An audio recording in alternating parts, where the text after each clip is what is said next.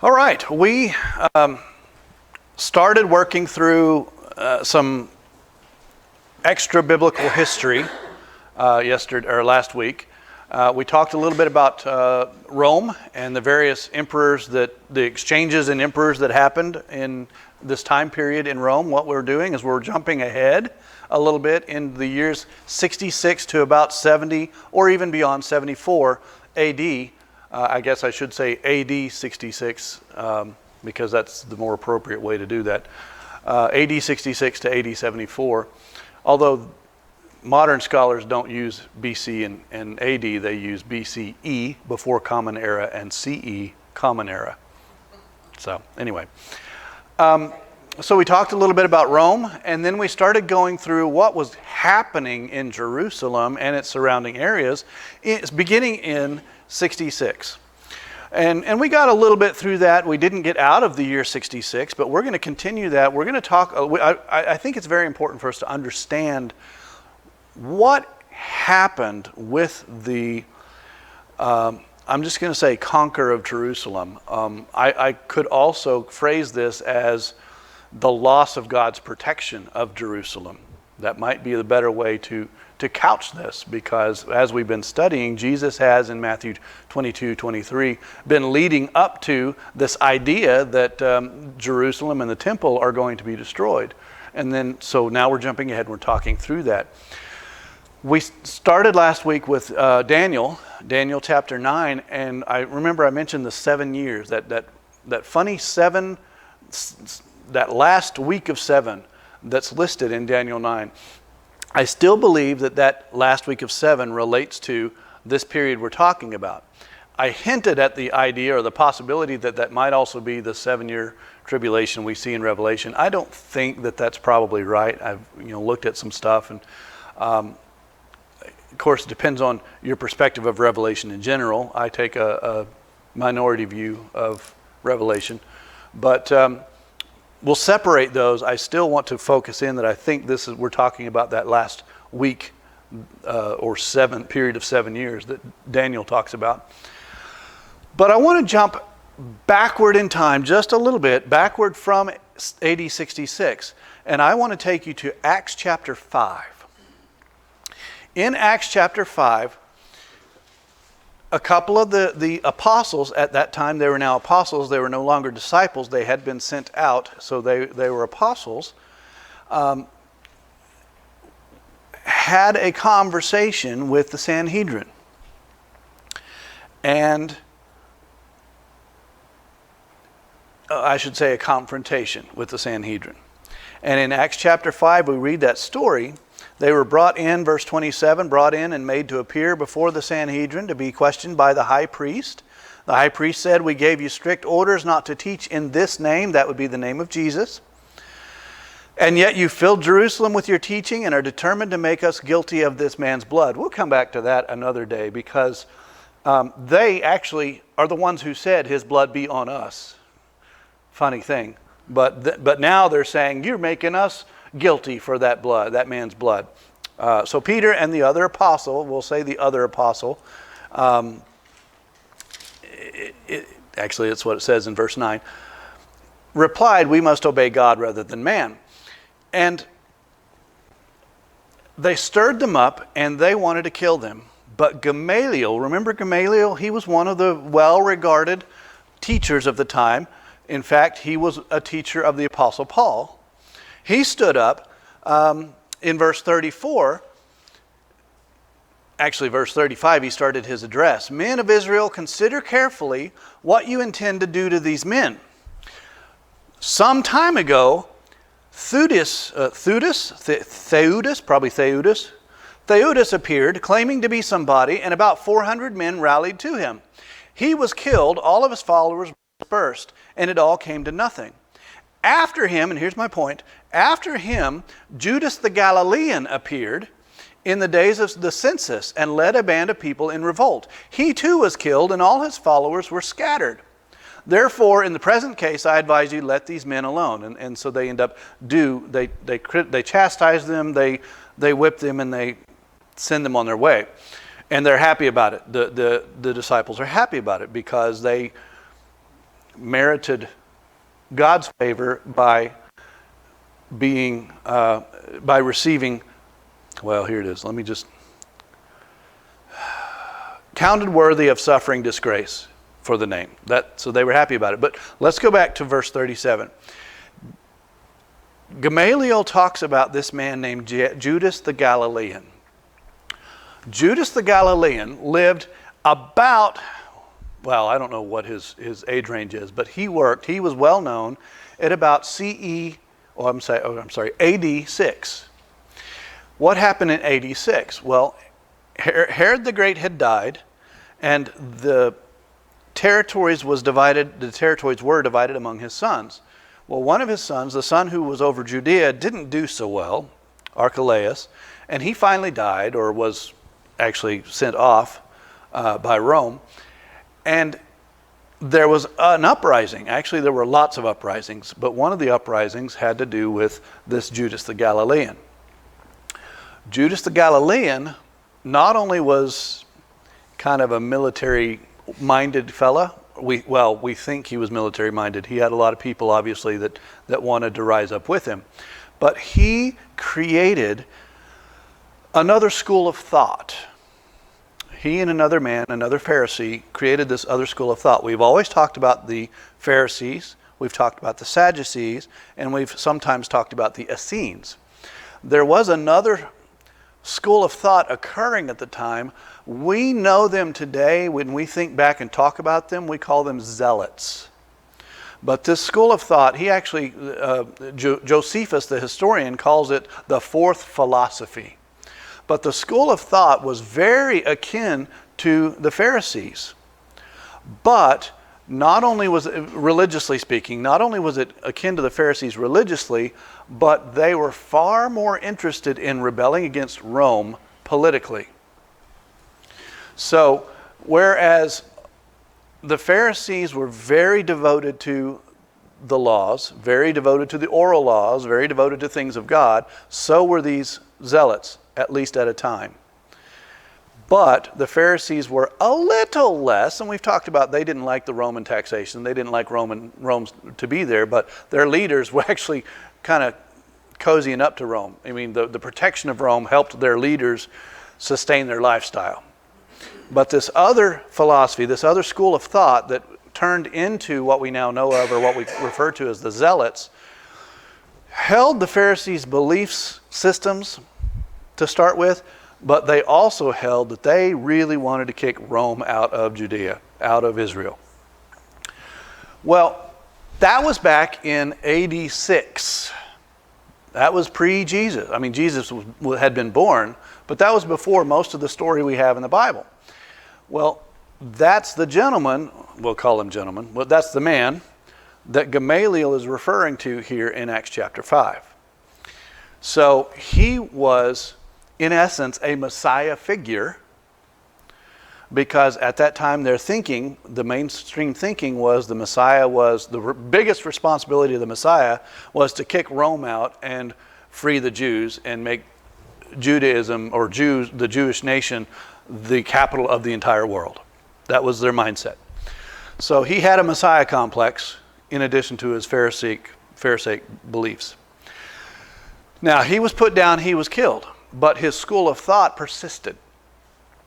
Now we jump ahead 60 years. Now, we all know how thinking can accelerate in 60 years. If you look back 60 years in our own life, how things have changed, how certain political positions have been emphasized over the last 60 years, and how people respond or react to those positions.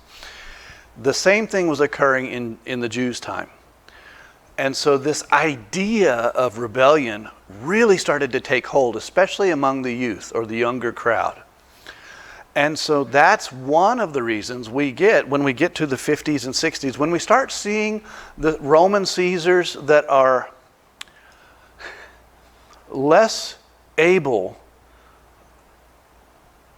to govern, less able to balance their politics, to balance their passions. We start thinking Caligula. We start thinking some of those later Caesars that start emphasizing a little bit more their own self and their own persuasions. The earlier Caesars allowed the Jews to participate in their religions, allowed the Jews to be the Jews that they had always felt they needed to be.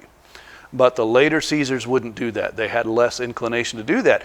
As that occurred, along with higher taxation, because we talked last week about how some of those Caesars weren't too good with the Roman coffers, and Rome needed money to sustain that big empire, so they increased the taxes. We also know that the tax farming that existed, not only were the actual taxes collected, but the additional stuff on top of the taxes were collected for, the favor of the people who collected said taxes. So there was a growing desire to kick Rome out.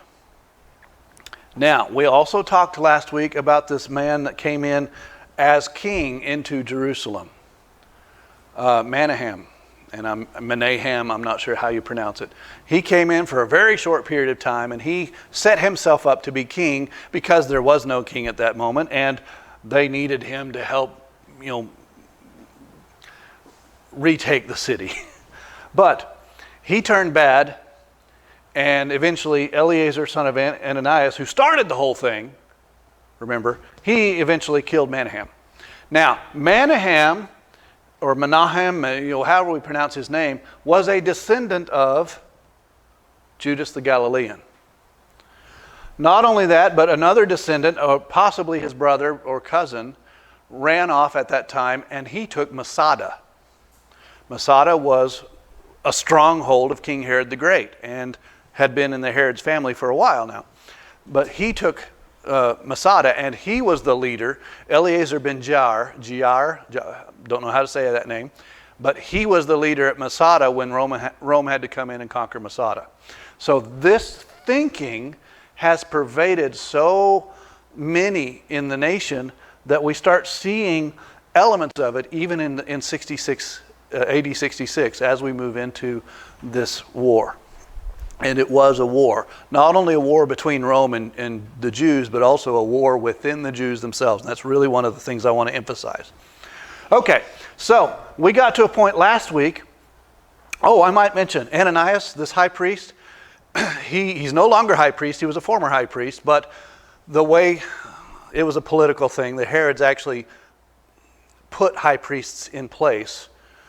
So it was no longer the descendants of Aaron taking that role forever. But this Ananias is the one to whom Paul had to speak, the Apostle Paul. When we look at the end of, toward the end of Acts, we see the Apostle Paul standing before the high priest. And he's the one that said, Ananias ordered Paul to be stricken, and Paul turned around and said, may God strike you. And then everyone's like, you just insulted the high priest. Oh, well, I didn't know he was the high priest.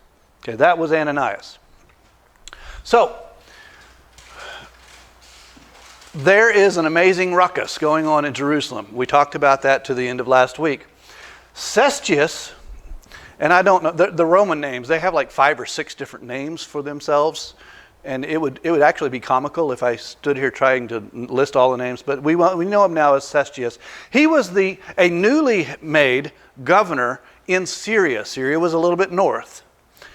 And not only was he was good politically. He was a good government man, but he was not a military man. But he was also over the army, 12th Legion at that time. Well, he was asked, or he took it upon himself, or he was stirred up to take that Roman legion and go down to Jerusalem and basically put everything to peace. Okay? Because remember, they had already knocked out the Roman guards that were there in Jerusalem. They had already attacked Florus's men. There was consternation all across Judea. And so Cestius and the Roman legion decide to move south, and they start reconquering all these, or pacifying, one might say, all of these various areas. And they actually make a fair sweep of things, but they get fairly readily to Jerusalem. And there are some guerrilla, it's funny. It's kind of like, I'm going to pull in a more modern instance here, and it's a little thing that you probably know more about than I do, but Vietnam War. We had tactics, military tactics, that didn't fit with the environment in Vietnam. We didn't fight the way they fought. They were very guerrilla style fighting. That occurred here. Rome had very good tactics militarily, but they didn't, in this case especially, defend themselves against guerrilla warfare. And so guerrilla fighters would just pick them off en route as they went to Jerusalem and back from Jerusalem. And so what we saw was a defeat, but I want to tell you a little bit about this defeat. Cestius actually he's like 25 to 30,000 men, gets to Jerusalem, and he's not listed here, but he's down here. This guy offers to open the gates for him. But he thinks it's a trap. So he waits. This is I'm not very militaristic. I don't really understand good ways to conquer cities. That's where this comes in. But there are things that happen here. He chooses to wait. They find out that Annas, I'll call him Annas because that's how the Bible often describes Annas, or his dad. They find out that he's betrayed the city. I say the city. He's betrayed the anti-Romans. So the pause allows the anti-Romans to gear up and actually defend the city. But Cestius is in position. His army is at the temple gate, ready to burn the temple gate. And that's all it would take, is to burn the temple gate, and then they could get in. And they just leave. Josephus says, for no reason in the world, they turn around and leave. And they hightail it back to Syria. Well, as they hightail it back to Syria, these guerrilla fighters start picking them off again. It's a hypothesis. It's all it is.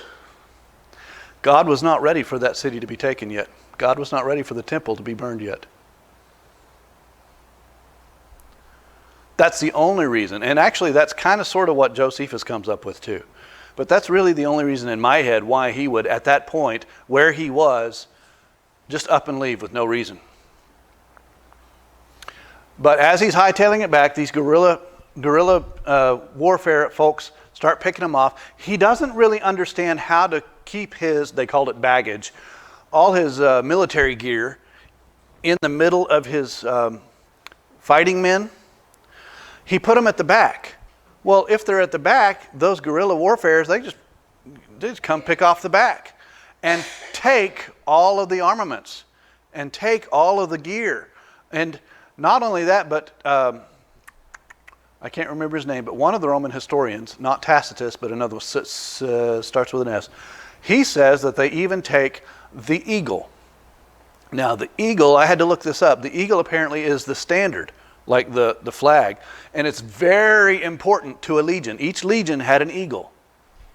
And in fact, when a legion lost an eagle, back in Rome, they found reason enough to go back and find the eagle. They went in and conquered the eagle, or conquered the people who took the eagle, so they could get that eagle back. It was a very important piece of identity for them. Well, apparently, according to this Roman historian, these guerrilla fighters also stole the eagle for the legion. One of these guerrilla fighters was Eleazar, son of Simon.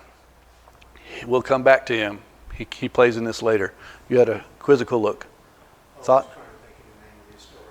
I've got it. Say again? That sounds right. Yeah.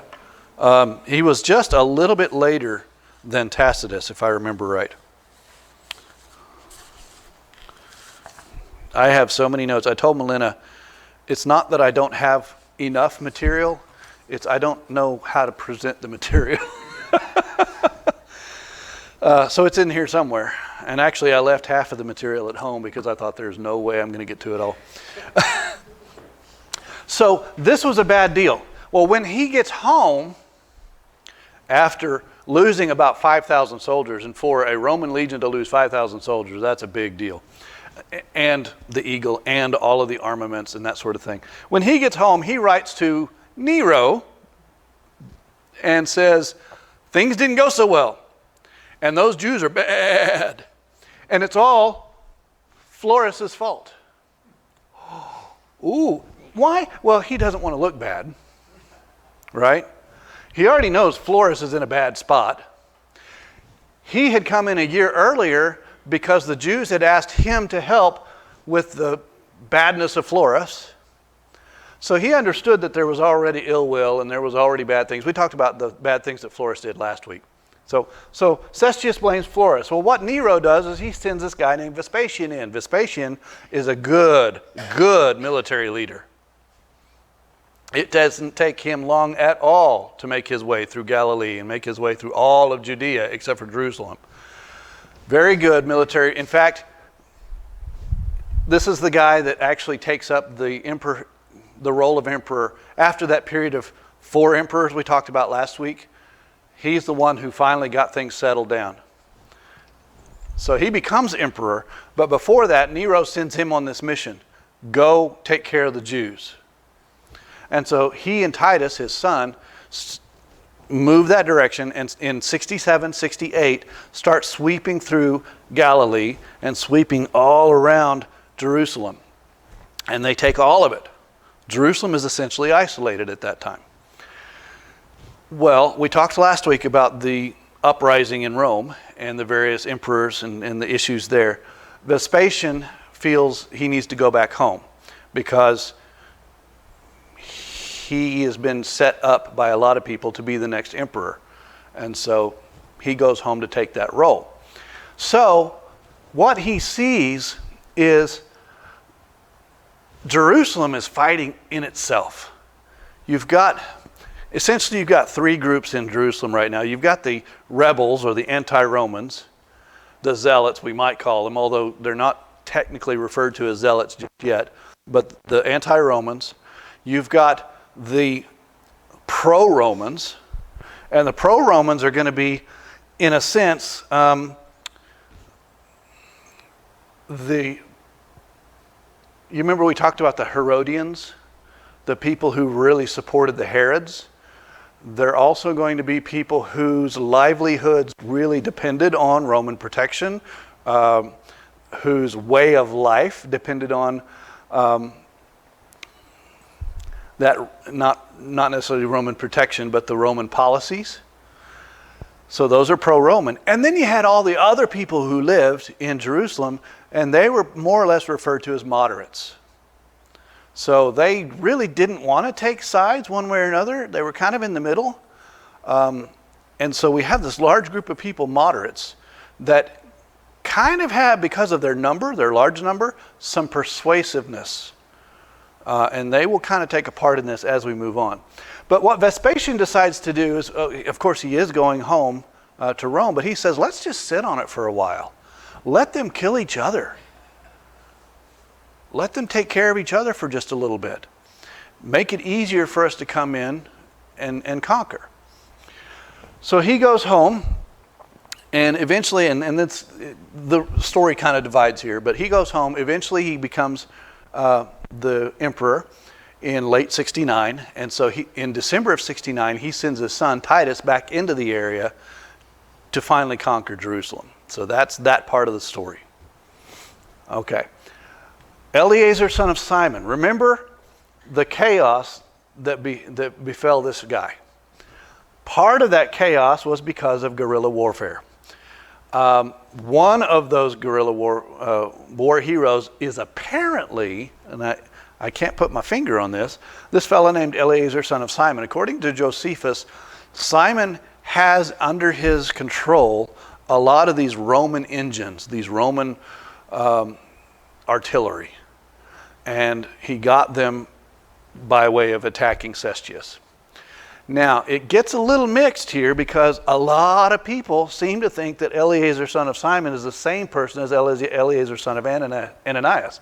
Eleazar, son of Ananias, was the governor of the temple. He had control over the money, the temple money. Well, he has a lot of money at his disposal because of that. He now has a lot of money at his disposal because of the Roman attack and was able to get all that money in the cargo. So it's hard to tell the difference between these two. Sometimes they will be the same person. Sometimes they will be different people. Where Josephus ends talking about him, he starts talking about him. So there's very little overlap between the two. So a lot of people, it's vague. I'll just say that much. But he now is in Jerusalem. He's a little too tyrannical, and so they don't set him up as any kind of leader. Okay? Unfortunately, he has a lot of money that they need. And so eventually these moderates put him into leadership position. The moderates. Well, something I want to talk through is this idea of freedom. When they beat Cestius, put yourself in Rome. Big Roman legion comes down, just wiping out Galilee left and right. They get to Jerusalem with a little bit of nothing. They hightail it back home. You're thinking, Rome doesn't have it in them to conquer Jerusalem. We're free. We're no longer under Rome. Because there's no garrison now in Jerusalem, no Roman garrison in Jerusalem. This guy is distraught and more or less out of the picture. It's time to set up a new government. It's time to express our freedom and start establishing a new government. We don't have a king because the king hightailed it away. Agrippa, he went up north. And so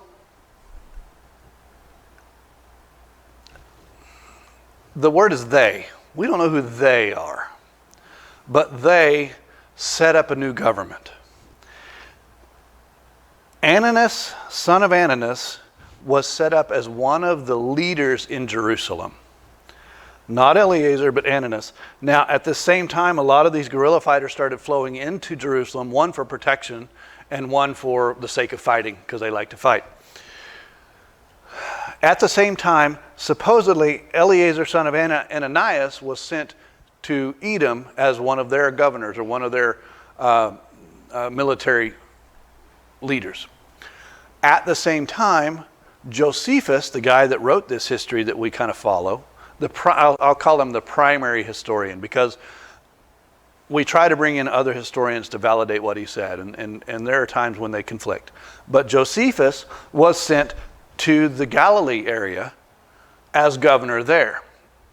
So this was a time when the people in Jerusalem, were establishing a new government and sending off various leaders to various parts of Judea and Galilee to maintain control and to be governed and to offer governance. So there is an element of freedom, at least in the mindset of the people of Jerusalem, in 66-67 AD. AD 66-67. I might mention Ananias, son of Ananias. In the Bible, we see this as Annas, not Ananias, but Annas. If we look back at Jesus' trial, in Jesus' trial, there is a high priest Annas that is referred to. He's technically not the high priest. Caiaphas is the high priest, but that's because Annas was deposed of the position, and the position was given to Annas' son-in-law, Caiaphas. But this man, Annas, was in the Jewish mind, the high priest. And so that's why Jesus was taken to his house first. That's this guy. This guy had sons. One of those sons was Annas. So of the same name. Annas of the same name was high priest in the 40s and 50s. He is the one who had James, the brother of Jesus, stoned. And remember, the Romans wouldn't let the Jews do the capital punishment. They could rule themselves to a certain point, but they couldn't officiate or judge for capital punishment. Guess what? This occurred between, this guy didn't exist yet, between procurators or governors of Judea. One man had died, the other replacement had yet to come, and Annas took advantage of the situation and had James killed. Now, because he did that, when the new governor came, he deposed Annas of his position. But that's how that worked. So he had in his head, he was no longer a high priest, but he was a former high priest, but he was well regarded by the moderates, well regarded by even the elite, because of the position he held. Once a high priest, in the minds of the people, always a high priest. That's why we have Ananias, who was a former high priest, but in the minds of the people, he was also a high priest. There were other high priests at the same time, because in the minds of people, they had them at one time, and so they were still high priest. Okay, so that covers all of that. Look at me go. Josephus was sent to Galilee, where he took command, and according to his own telling, this is like Moses saying that he was the most humble man in the world. Okay, according to his own telling, Josephus' own telling, he was a really good governor and a really good military leader. But there was another man who was also in the area that apparently came from a less prestigious lineage, but he found a way to get a lot of money and get a lot of followers, and they started beating heads in Galilee. Jew, okay? Didn't like each other. So Josephus doesn't have good things to say about this man from here on out. I'll just put that out there. And he acknowledges that he has his own persuasions, even in his own writings.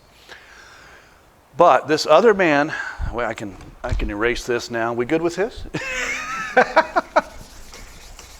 There's another list, and that will not erase. You didn't need to erase that anyway. This man is John of, make sure I spelled it right, Giscala.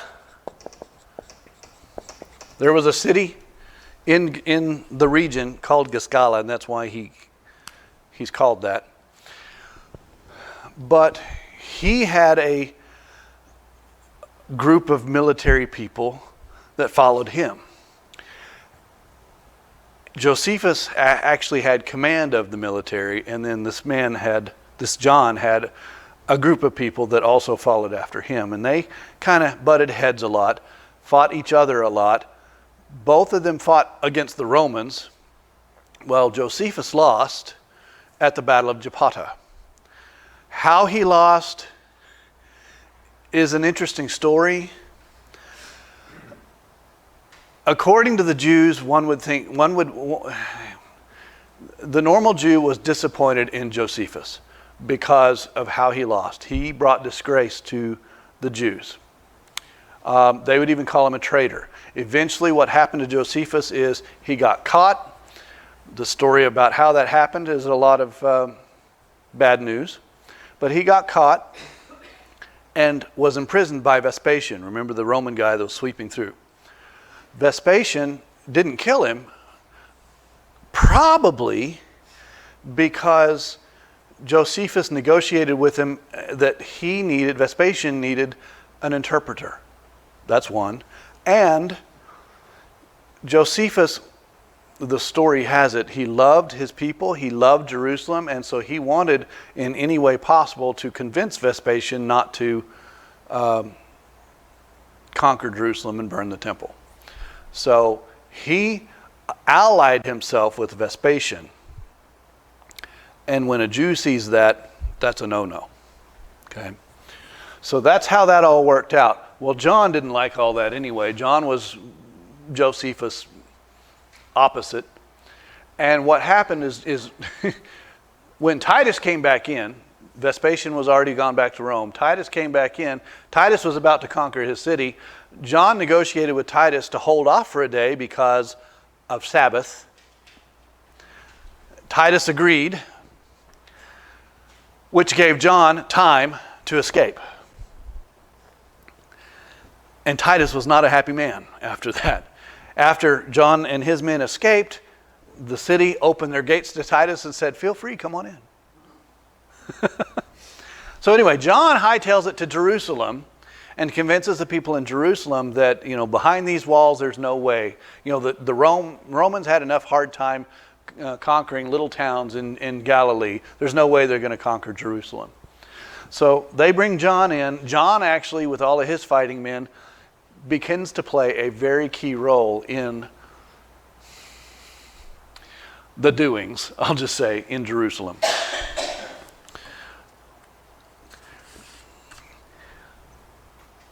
We already saw here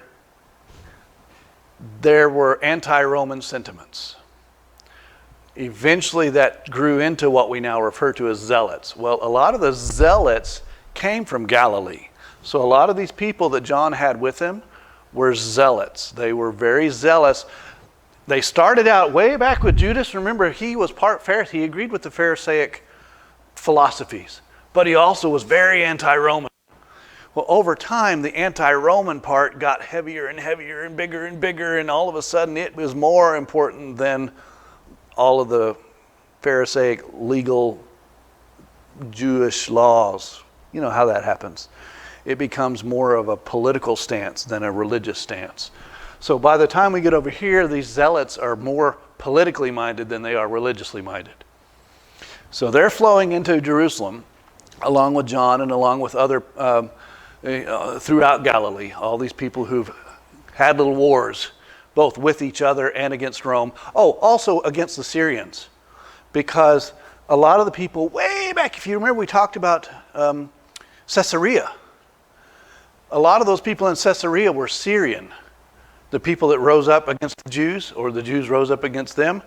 And so because they were Syrian Greeks, the Syrian settlements throughout Galilee rose up and started fighting the Jews. So now we have Syrians fighting Jews, Jews fighting Jews, Romans fighting Jews. We have the Jews are just fighting. Well, a lot of them are flooding into Jerusalem. So by the time we get to 70, not only are we having the Passover people flooding into Jerusalem, because there are still some religiously minded people that really want to participate in Passover, but now we have all these fighters flooding into Jerusalem, in addition to just the normal people who think the best place to be in all of this is behind walls. So they're flowing into Jerusalem, and this is why the population of Jerusalem is swelling. Okay, so we have John, and we're out of time. I really want to get to this. John and the Zealots, I'll just say and the Zealots. John had a lot of Zealots working with him and for him, but there were already Zealots in Jerusalem. So John and the Zealots against pro-Romans and even the moderates sometimes. What happened was John came in and acted like he was going to help the moderates. But what ended up with is he betrayed the moderates to the Zealots, and in a skirmish where a lot of the moderates took it on themselves to just, with sticks and stones, go after the Zealots become holed up in the temple. This is actually what's referred to as the Well, no, okay, this is later. Never mind, scratch that. So you have all of these people in the temple that are anti-Roman. And then you have all of the moderates and whatnot outside. Well, these people in the temple need help. So they send off to Edom, the Idumeans, for help. 20,000 Idumean warfare people who really don't, they're just in the lust of the fight. They show up. Annas doesn't let them in, so they camp outside the walls. Well, that night there was a huge storm. It's described as a prodigious storm, and Josephus describes how concussive the thunder was, and like earthquake was, and that sort of thing. Well, under the sounds of the storm, these zealots who were in the temple cut through the temple doors and cut through the city doors and let these Edomites in. Well, the Edomites flood into the city and start just killing everybody. Okay? Because they've got just a lust for... And there was a bill of goods sold to them because they were sold with the idea that Annas was going to let Rome in. And they didn't want Rome to come in. And so they were just like, let's take them out. Let's take care of this business. Well, eventually that was settled, and they were told by one of the zealots that wasn't true. And so they actually went home at one point. But what happened, and now we're pushing into 69, is he was now a bad guy. And to fight the bad guy, they had to bring in another bad guy. Simon, son of Giora. This guy was a guerrilla warfare guy who had gone and taken over Masada for a period of time.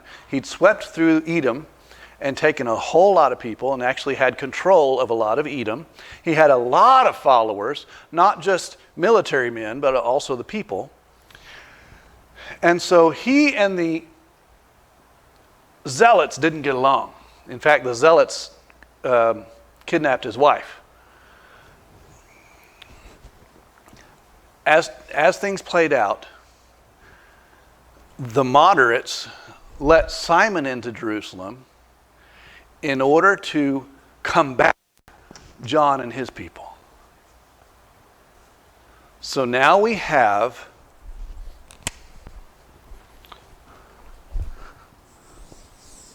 this guy, and this guy in Jerusalem with a band of their own followers, their own military people, trying to one-up each other. Now, the interplay between John and Eleazar is weird, because at one point they're together, at another point John separates himself, but they kind of sort of don't care about each other. They're chasing the same dream, but not necessarily against each other. Then they get back together, and then Eleazar separates himself. So that's a weird play anyway. Simon is coming in to rectify the situation. Well, he's the kind of person he is. He takes control of Jerusalem itself. And what we end up with is a three-way war, civil war, inside Jerusalem. Because at one point, Eleazar separated himself from John and holed himself up, not in just the temple complex, but in the inner temple, where only priests were supposed to be, where only, all the holy things were. That's where he kind of set himself up. And to get back to your point from last week, I think that in the course of this, all of the desecration that happened to the inner temple, because of people who shouldn't be there, because of the blood that was shed there, this is the abomination that causes the desolation. Remember, Jesus said, "You've left your house desolate. You've left your house empty." God has vacated. Well, this stuff that happens in the temple is not of God, and God can't be near and touch that, right? And so my point is that this occurrence is the abomination that causes God to leave his house. The abomination of desolation. That's my point of view, at least at this point. It could change tomorrow, but that's kind of where I'm thinking. So it's not necessarily that a Roman guy came in and set up a standard or set up a bad idol, or that pigs were offered. I mean, yes, absolutely at that time, pigs, back in the 160s BC, pigs were offered in the temple. I don't think God left at that time. But that's what the Jews point to, that as the abomination that causes desolation. I think this is the abomination that causes desolation. Because not only were bad things done in the temple, but the Jews had forfeited the temple mentally, psychologically, philosophically. A lot of the Jews had forfeited the temple. They'd given up that house of God, because that house of God has now become a place of war. It's a fort. That's really what it is at this point. It's a fort. Now, the weird thing is people are still participating in offerings. So priests are apparently still doing their activity. So I don't know how that plays out necessarily. They let them in, they open the door and let them in. I'm not sure how that works. But we have a three-way war. John's caught in the middle because Eleazar's inside the inner temple. John is the outer temple and lower city. And Simon has the rest of the city. And they're fighting each other and fighting each other and fighting each other. And eventually, in what's referred to as the temple siege, Eleazar opens the gate so that people can participate in Passover. John's people go in under guise and kill Eleazar's people. So now he's out, and now it's John and Simon fighting it out. And it's not just fighting it out between themselves, but all of these others get caught up in the process. These moderates, or these just commoners who are in the city, they get caught up in the process, and a lot of them die. A lot of them get put to the sword. There's a lot of stuff that I've missed, a lot of stuff that I've not talked about, because I wanted to hurry through it and give you context. Rome's not even in this yet. Rome hasn't got to Jerusalem yet. I mean, we saw way back here in 66, but then they hightailed it out. So 66, actually 67, 68, and 69, this is all Jerusalem. This is all Jews fighting against each other. These guys also, quite dumbly, burn each other's storehouses, burn the food supply. Well, there's already famine in the land. It's also every 50 years you're supposed to let the land rest. This is one of those years, so no crops. And so famine starts to really become a problem. Josephus tells us that he actually gives a story about a lady eating her son. They start feeding on each other. It's bad. Now, we've seen it be bad before. Remember back when Hezekiah was there, or places in the Older Testament. But it's bad. There are large numbers of people in Jerusalem. No one has food. They can't go outside the city walls to bury anybody for various reasons. Those guerrilla warfares, the people who were fighting outside of Jerusalem were killing people who escaped Jerusalem before the Romans got there. Just bad. So next week, we'll get to Titus. Titus finally gets to Jerusalem. It's a lot less, I'll say, interesting, because yes, it takes a while, but Titus does conquer Jerusalem. Eventually, these guys recognize the issue they're in, and they need to fight a common enemy rather than themselves. Okay? But they've already done so much damage to the city and the people. And keep in mind, this is inside Jerusalem. Fighting like this is also going on throughout the nation. Okay. So just bad stuff. And one might say, is it any wonder that God did what he did? Okay. Whew. That's a lot of stuff to go through. But it helps you understand the situation that Jerusalem was in at the time. When we get back to Matthew 24, we'll point to certain pieces of this, but we'll also we'll tease out some other things, like the many messiahs. This guy put himself up as a messiah. There were others that put themselves up to be messiah throughout this period of time. We'll talk a little bit about them as we go through that. When Jesus says, you'll hear of wars, duh, they're everywhere. Okay, so at this time, there are great things happening. Earthquakes are happening throughout the world, the Roman world especially. Pompeii actually had an earthquake far before the volcano blew. In fact, it may be the earthquake that kind of eventually caused the volcano in Pompeii. It's just an idea. But there were things that were going on in the Roman world that actually can be pointed to when we start looking at Matthew 24 to kind of pull in what Jesus might be referring to when he talks to the disciples. Okay.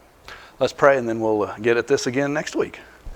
Father, thank you so much for all that you've given to us. Thank you for the time that we have on this earth, the time that we have to share together, and the love that we have for each other. Father, thank you so much for the freedom that we have to open your word and to study your word. Thank you, Father, for the historians who wrote down things that occurred in the past, and that we can justify what the Bible says by the things that external sources say, and help us to better understand the situation and the context within which the things happen in the Bible.